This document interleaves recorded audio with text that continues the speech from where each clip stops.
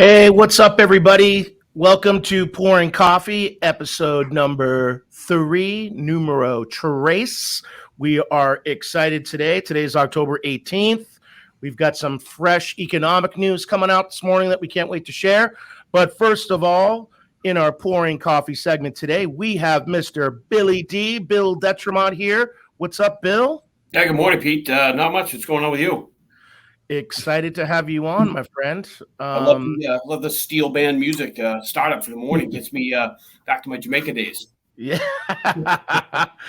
that's right, man. We try to get the good vibes flowing early in Love it. our podcast every week, so people are attentive and want to have that smile on their face when they hear our voices or take a look at us on this video. So, yeah, man.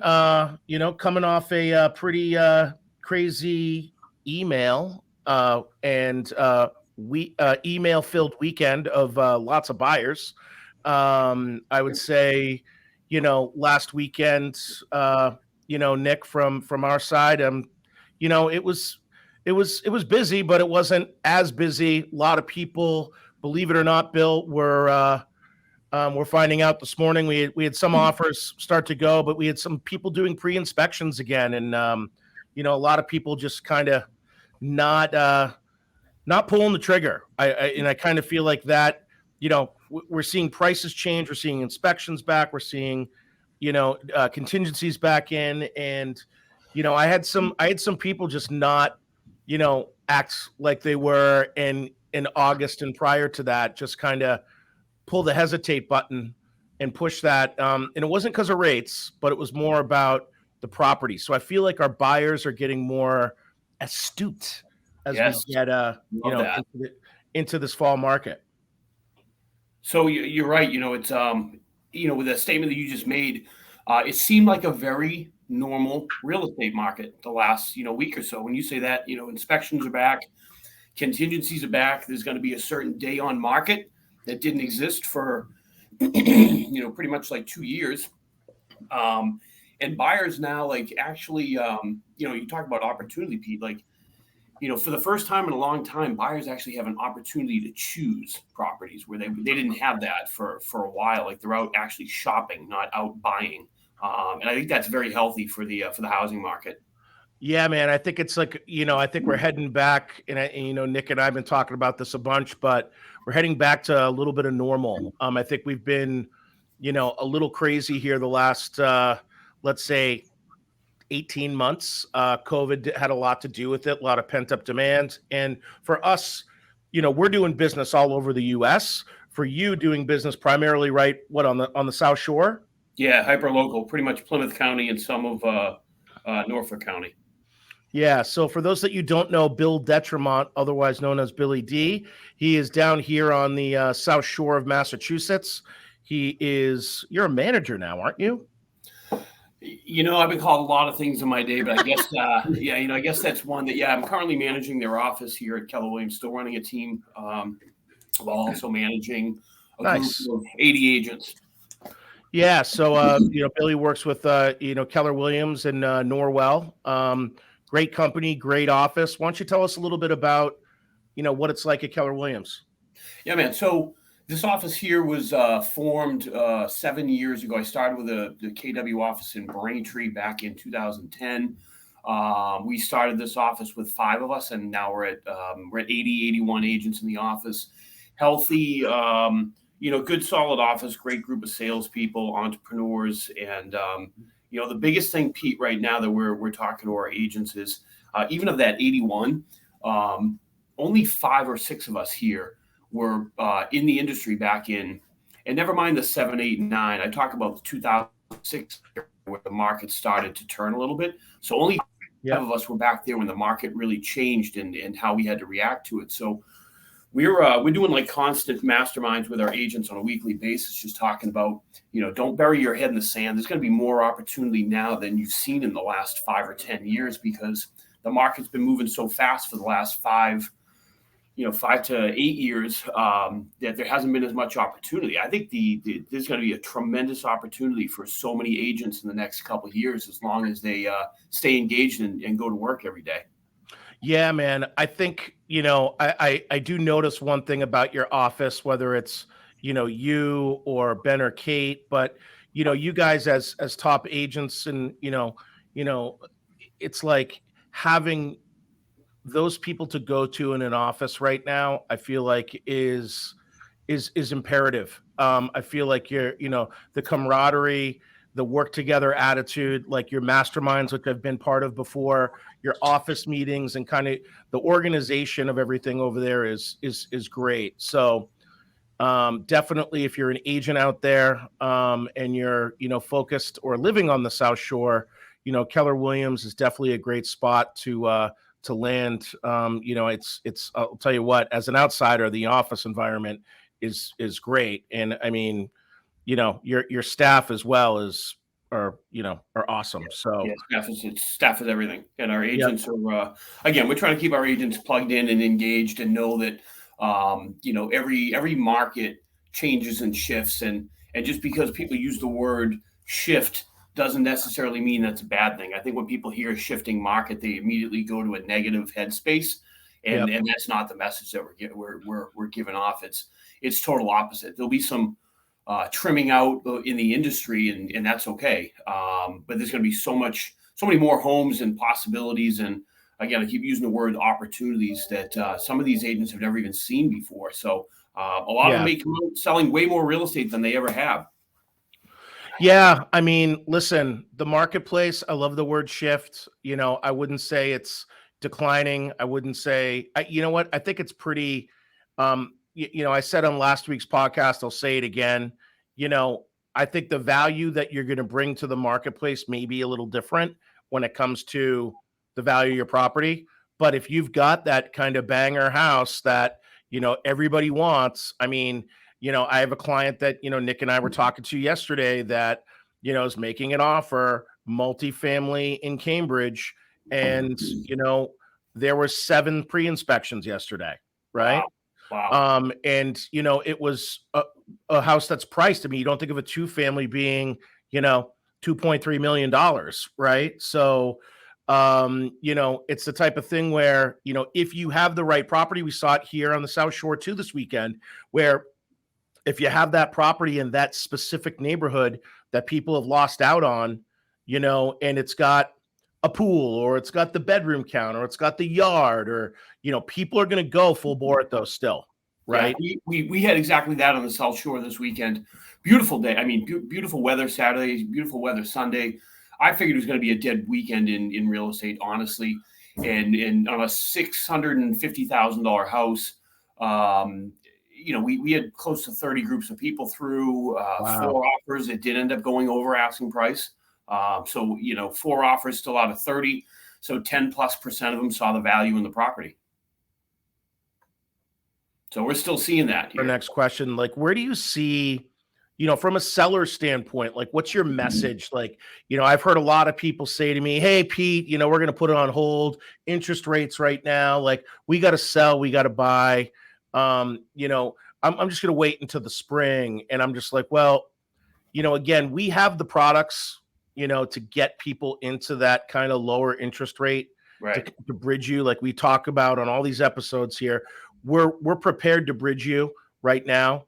I mean, I got to deal with Ben and Kate closing in the 4s, from your office, so it's just like, we make these plans in advance. Yeah. And we pick the product that's right for you. Now, from a buyer standpoint, that's all fine and good. But from a seller standpoint, like, I still like we're still under the amount of inventory that's normal. Is that correct? Yeah. So, Pete, when we went into COVID, we had just over 7,000 single family homes for sale in the entire state. So that was an all-time shortage here for Massachusetts. Currently today, we're still at 5,600. So we're 20% below where we entered COVID in a home shortage. For people back in like the 2007, 8, 9 era, we averaged between 23,000 and 25,000 single family homes on the market then. So, I mean, there's still such a depleted inventory where if a seller says, hey, I want to wait till the spring, my question is why? Like, is it a Right. mentality thing? Do they still think that we used to have what's called seasonality in real estate. We really haven't seen it the last 10 years, where, nothing happened in January, nothing happened in February. Everybody geared up for April 1st. And then it was like a super fast Daytona 500 till the 4th of July. And then we had a couple weeks during the summer. I would dig deeper on those people and say, well, if you want to make a move, you know where the market is today. Why would you wait for the spring? I mean, how many people do you know that when COVID happened said, "Hey, I'm not going to buy right now," and then fast forward 2 years later, the rates have changed, and that same property that they would have bought was up 25%. Like, they waited too long, and now they may be priced out of that market. Right. Yeah, I agree. I mean, I think some of it might be rate. I think some of it, a lot of people got into, really great interest rates in the last, let's say 3 years. Right. I mean, when you're in a rate in the twos, what's going to motivate you to buy? I mean, you and I have had these conversations personally. It's just like, wow, I'd love to turn around and try to sell my home right now, but where do we go? Right. And I was just talking to a buyer yesterday where I said, hey, listen, you have to sell to buy. We need to get your house on the market now. That's so you could buy it. But there's always options, everybody, right? And I think that's one thing that we don't talk about enough is that, agents like yourself, like engaging a loan officer, say, hey, just talk through something and try to work out some options. I don't have to pull credit to do that, right? What we do is we have a conversation, and that conversation is at a high level about, all right, let's just go through it in a quick, 20-minute call to go through, hey, so if I were to list right now, what are my options? Well, if you're to list right now and you don't have a house to buy, you can always put in subject to finding suitable housing, because it's better to get your home on the market, try to get an offer in to make you a more powerful buyer on the other side, right? Because the bottom line is home sale contingencies, yeah, they coming back, yeah, but if you want that special home that somebody else wants and you've got to compete, right, it's better if you have the cash in hand, because we do have the ability, again, people, to, you can close in 30, 60 days and then rent back for 60 days. Or so the other thing, Pete, is, we're like nationally, we're at a 4 million home shortage. Okay. 4 million home. We started talking about, new construction here in Massachusetts. We don't have a ton. All right. Here in Massachusetts, we're going to be at a deficiency in home buying opportunities for a number of years. We're years and years behind. This goes back to 2006, 7, 8, 9, 10, when builders weren't building. They stopped building because of the market shifting. Yeah. And we all knew that was going to show up 15 years later. And guess what? It did exactly in 2020. But, you have a little mind switch here. If a homeowner has a property right now and they have a rate in the twos and they want to, maybe maybe they want to downsize, why wouldn't they could rent their house right, that primary, not even have to sell it. Right. Reap the benefits of a low mortgage rate, make a lot of extra money that they can use that money to, buy down what they're purchasing. Then at some point they can sell their primary, not pay any capital gains on it. So, I mean, that's something that I would do right now. Instead of getting the best of both worlds, you're getting what you want. You still own an extra house. I know for some people that might sound funny, but I mean, most millionaires are made through real estate. And I think it's really important that you're saying that, because I know that you do those investment seminars for investors, which I've participated in as well, which I think is super important, for everyone to know about. I mean, Nick and I are going to a meetup, basically guys that do home investment meetups that we've been going to with these young guys that, are all about hard money, all about, taking risks in the housing market and owning property kind of long term. And you know what, man, I appreciate you saying that stuff, because there's a lot of realtors that don't want to say the rent word, right?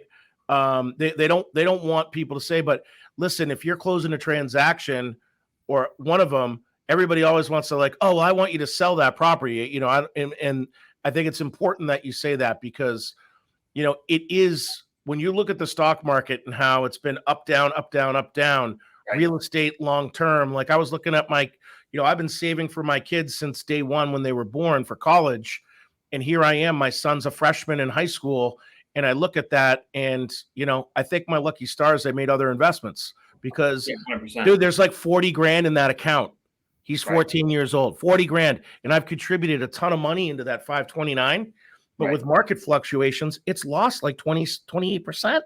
Yeah, which is So great. it's just like, what happens if my kid's a freshman and he has that? Well, I'm very lucky I did some alternative investing, which we'll say for another day. But it's like, real estate is a safe bet long term. And if you can have someone pay down your mortgage for you, 100%. right? And it's like it's a realtor's job to relay that information to the public, because most people buy a couple houses in their lifetime. It's their primary residence. They don't become real estate investors. They just hear about people that have done very well with real estate investing. And I put it back on the real estate agent for not sharing. Hey, I helped you buy or sell a house, but I apologize because I've never taught you how to build wealth through real estate. I wish I never sold my first 3 homes to buy up. Yeah. If we held on to those 3, my portfolio would look a lot better than it does now. I know. I'm kicking myself for selling a place too in the last 10 years. I wish I had kept it in retrospect, but again, being a landlord isn't for everybody, right? No, So, but I'll tell you what, everyone, there's a lot of people like Bill or other realtors or other people that have, very good experience that can talk to you about this information. So, I definitely, if you're looking to invest in real estate, we're coming into a very good time. I think the last couple of years, you probably would have paid a premium, but we're getting back to normal. And I think it's a very good time to buy. So that's my next question for you, man. Yeah.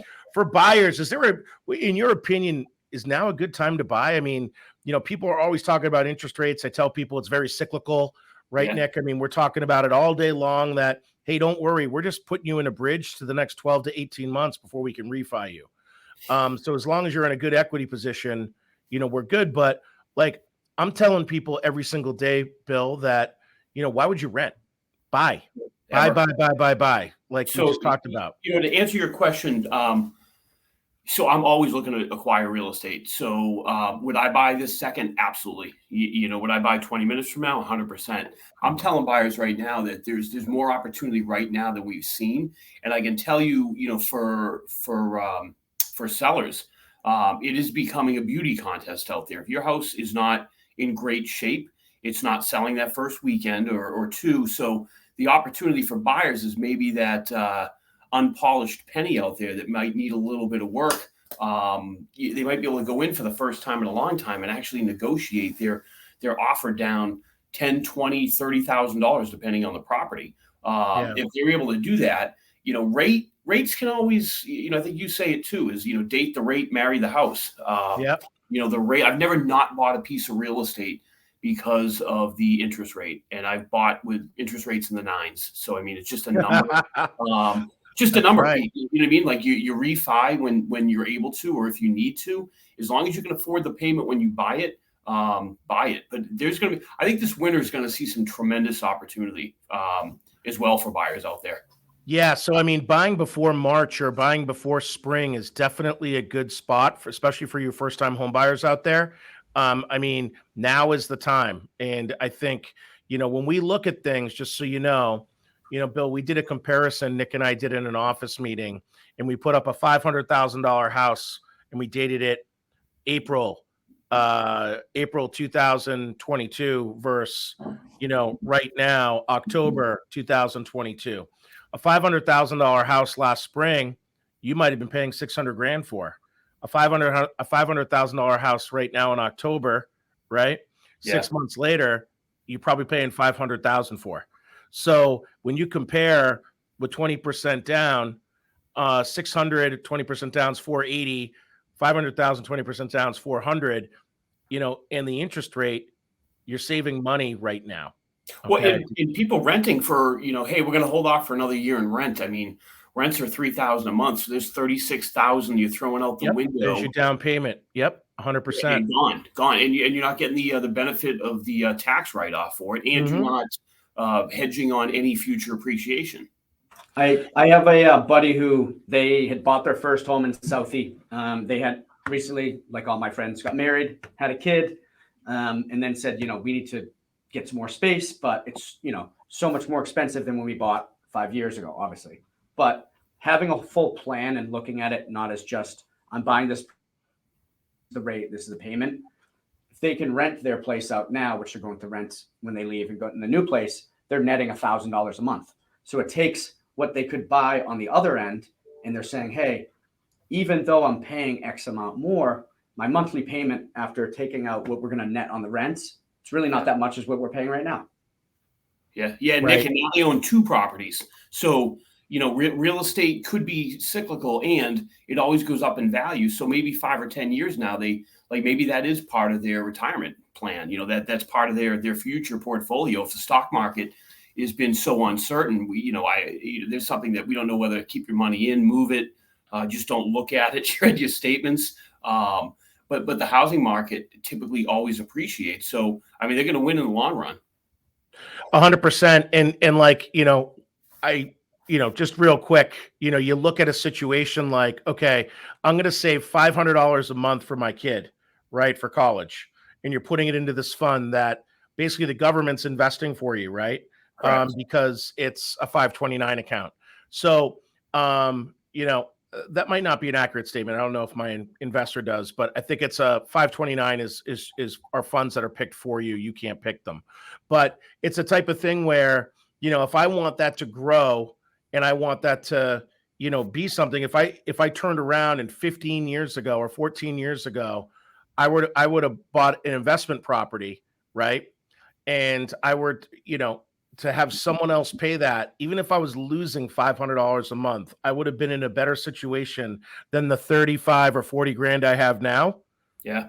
Yeah. And you think about that from an investment standpoint, and it's like, people with kids that are listening to this call, these are serious things. Wait, you just said those numbers, 5,000 a month at 15 years is $90,000. No, 500. Yeah, I'm sorry, 500 a month. Yeah. At 15 years, putting that away is $90,000. So Yep. if you just owned a $500,000 property before COVID, you experienced 30,000. Just during COVID, a 25 to 30% increase. So on a $500,000 house, that means 50,000. So think about that. You're $60,000 more, and you get the buy down on that the whole time. Yeah. Hey, I think we just came up with our next investment seminar right here, right Seriously. now. Just sitting here talking about how to buy real estate to save for your kids' college tuition. No kidding. 100%. Seriously. So let's put that one in the bank for sure. All right. Now we got a couple fun questions for you. Sure. What was one of the funniest? Let's go PG on this somewhat. You could be a little rated R too. I don't care. Okay. But what are some of the funniest things or transactions you've done and why? Meaning, like, not naming any names or timelines, but just, one of the craziest things you've seen in real estate. So many over the years. I've seen people not so funny. You go to closing, like the day of closing, and people just like, you get there and they haven't packed a box. We're like, hey, you're closing in an hour, and they haven't packed a box, and it doesn't matter. Yeah, that happened to me. That happened to me with the house that we are in now. We got there, and they're like, what do you want us to do? Record and this and that. I'm like, I just went to the house. They're loading a truck right now. Like that weather was perfect all weekend, by the way. Like, yeah, my wife and I, when we bought our house, we went for the walkthrough, and I was like, have you guys even started packing yet? And they're like, we're supposed to be closing in an hour. Right. That stuff happens all the time. A not so funny story, when we sold our house, which we shouldn't have sold the house in Hanson to move to Situate, our moving truck pulled away and drove down the street. So we had everything on it with the exception of like a couple of mattresses and, TVs and, cats and dogs or whatever. And I got the call from the buyer's agent of my house saying, hey, I get some bad news. The buyers just lost their loan. Oh, no. So it's only funny because it's me, but I looked over my wife. My wife was just crying because we had 2 houses and no furniture. And, again, I can laugh about it. If I wasn't in the industry, it probably wouldn't have been as funny.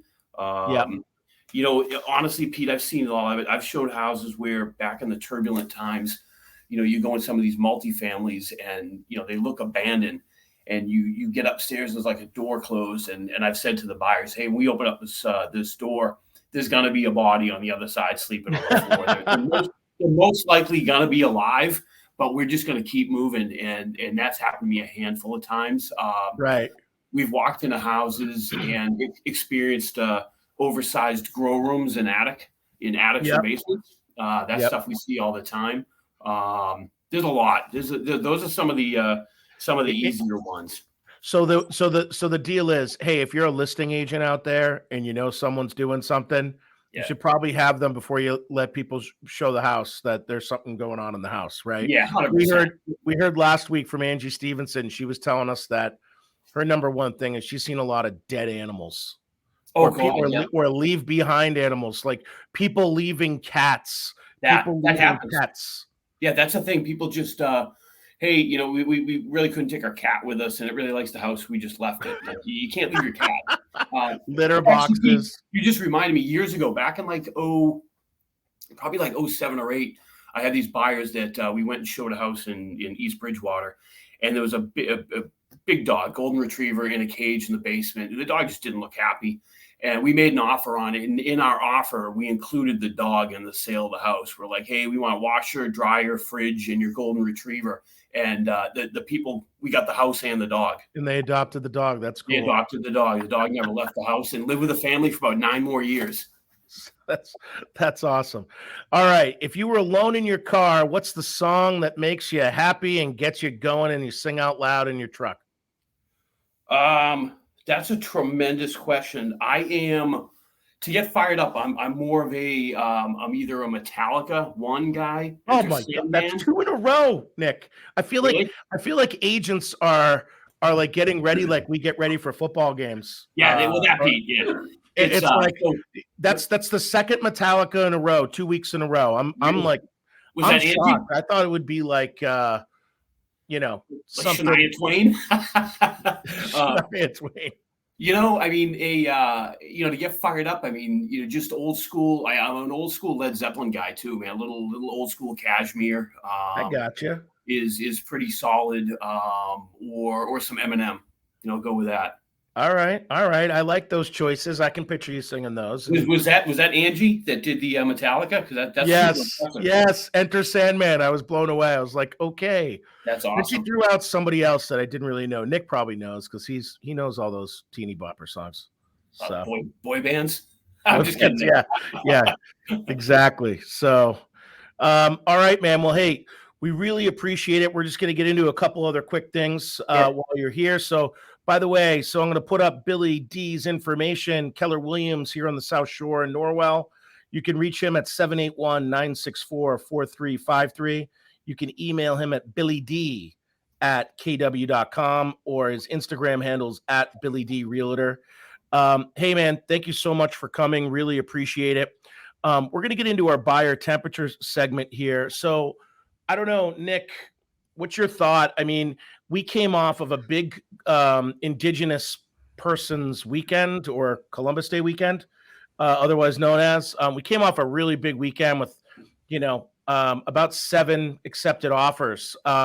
This past weekend, I feel like people took a little bit of time off. They weren't as jazzed.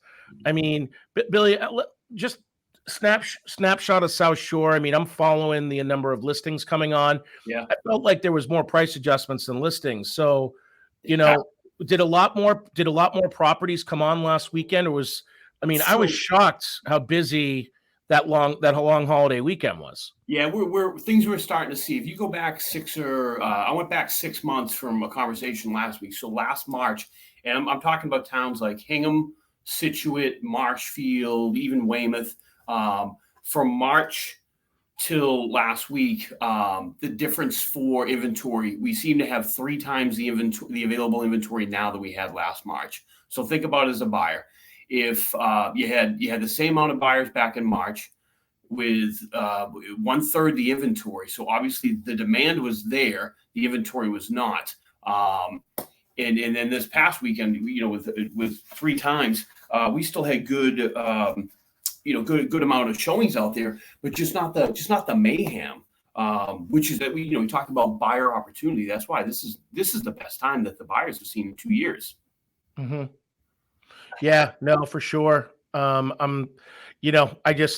We got to get over this rate stigma. I've seen all these agents posting stuff on Instagram, and it's actually very positive. They're posting stuff about, buy downs. And for everybody there that's waiting for our product of the week, we're gonna put up a special segment this week. So we don't have a product of the week. We're going to be putting that out tomorrow, but we're really, again, talking about buy downs. So, for those that you don't know what, buy downs are, basically it's, a seller and or a builder can, take a sum of money and buy down your interest rate.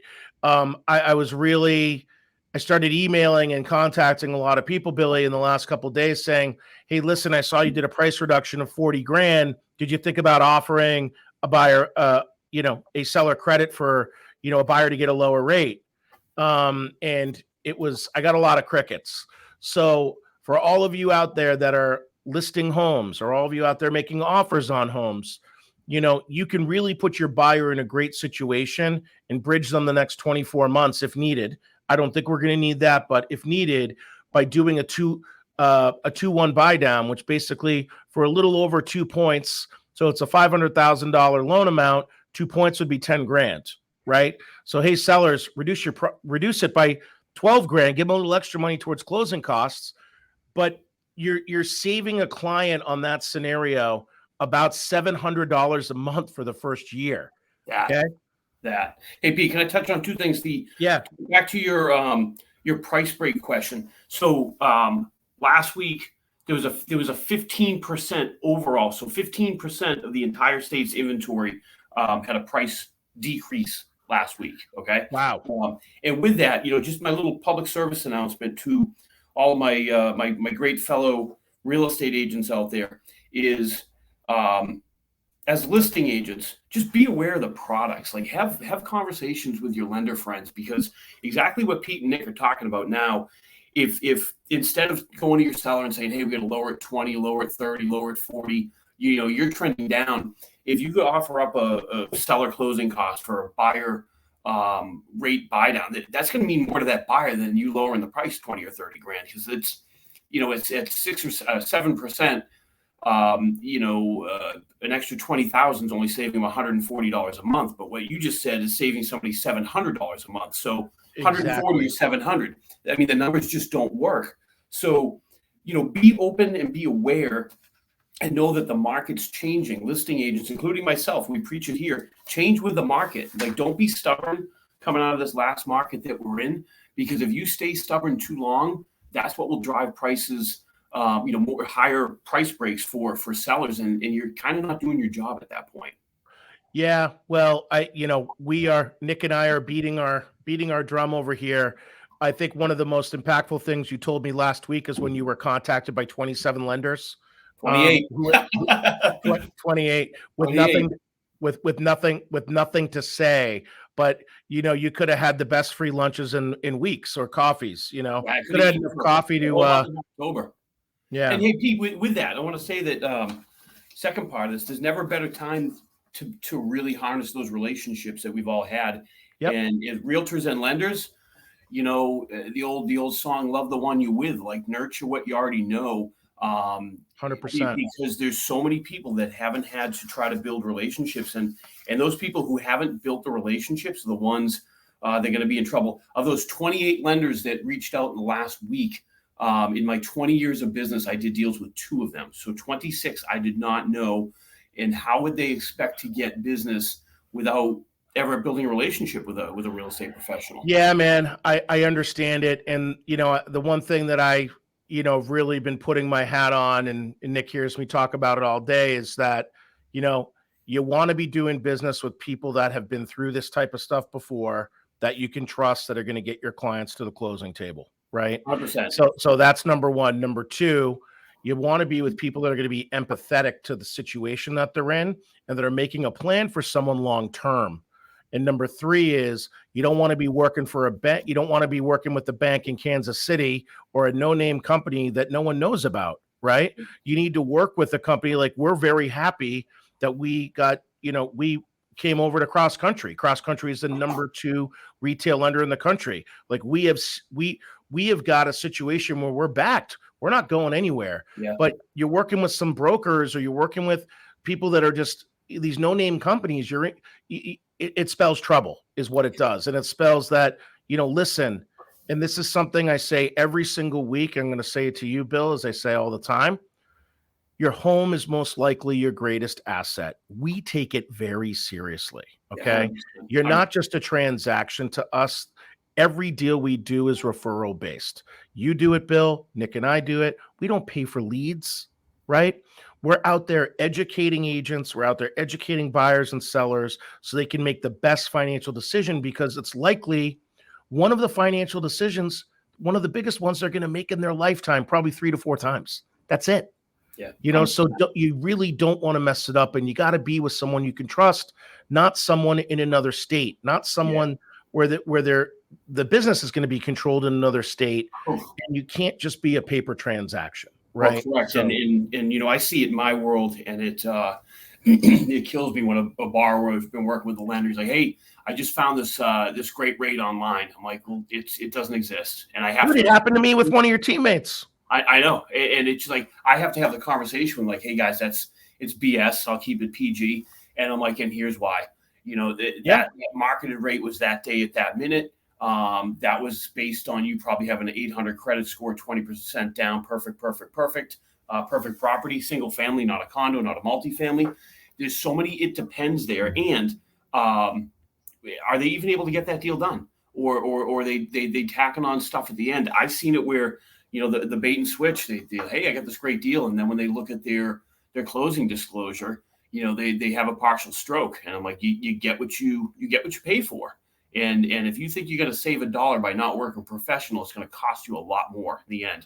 The problem is they don't realize it till the end, Pete.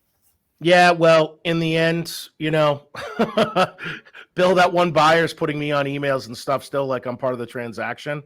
Oh, and boy. I'm sitting here, I'm not saying a word. And, they don't have their closing package, and nothing's on time. And, and I'm like, it is what it is. But listen, we're all about positivity over here. We're not going to cry over spilled milk. We do our best job. 100%. And if it's not up to par, then we'd like to hear why it's not. Every situation is different. Every scenario is different. So just know that an interest rate, like a home sale price, it's not one size fits all. You can't look at a piece of paper and say, "Oh my gosh, I should be getting this rate," because it just doesn't happen that way. But it's a moving target. I mean, that, right. I know that, and it's work with. We always say work with people you know, like, and trust, because you're always 100%. Everything 100% of what you deserve. All right. Well, hey, listen, thank you so much, Bill, for coming. I'm going to put his information up. Bill Dittremont, Billy D, 781-964-4353. You can hit him on Insta. You can DM him. He loves those. Billy D Realtor. Okay. And for Nick and I, you got Pete Verkeisen here, Nick Clark. Our information is up on the screen, and we'll go through our quick disclaimer here. We are an equal housing opportunity lender. All loans are subject to underwriting approval. Certain restrictions apply. Call for details. Cross Country Mortgage LLC, NMLS number 3029, www.nmlsconsumeraccess.org, www.crosscountrymortgage.com. I am NMLS 12344. Nick is NMLS 998103. Hey, listen, have a great week, everybody. Appreciate you coming for, sitting in with us, Billy. Have a great week, man. And we will see you next week for episode number 4. Later, everybody. Bye, guys.